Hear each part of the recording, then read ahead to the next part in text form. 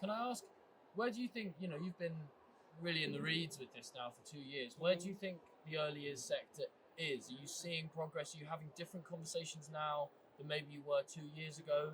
Or do you think there's still a lot of people out there that really just need to even start their anti-racism journey? I think it's really interesting because white people are always interested in progress, first of all. How far have we come? Are we there yet? We're nowhere near. We haven't even scratched the surface. And although I've been doing this in a training consultancy capacity for 2 years, all of the work that I've done in education for the past near 20 years has been rooted in what does it mean to feel valued? What does it mean to feel as though you belong? What does this mean for racially minoritized children?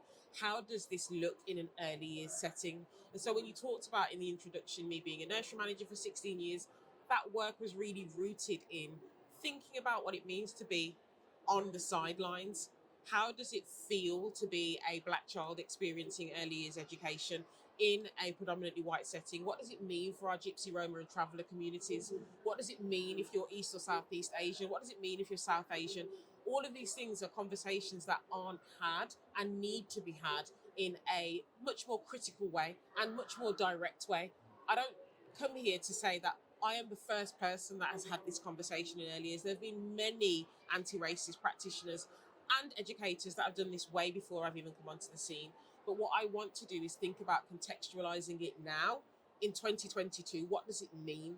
As conversations have been happening around, 2020 and moving forward from that, it's to re-establish, I guess, this conversation in an early years context, but also thinking really actively about what we can do so that we're thinking about this not just as a policy or a procedure. We're thinking about what this means in terms of action that can be taken so that we're looking really, really enthusiastically about where this could take us. What does the journey look like? So, yes, we can talk about progress, but I'm not going to come here and paint a pretty picture and be like, it'll be over in 5 years. It'll be done soon.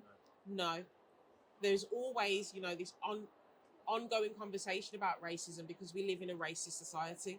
And for as long as we live in a racist society, conversations about anti-racism will always need to happen right through the education system.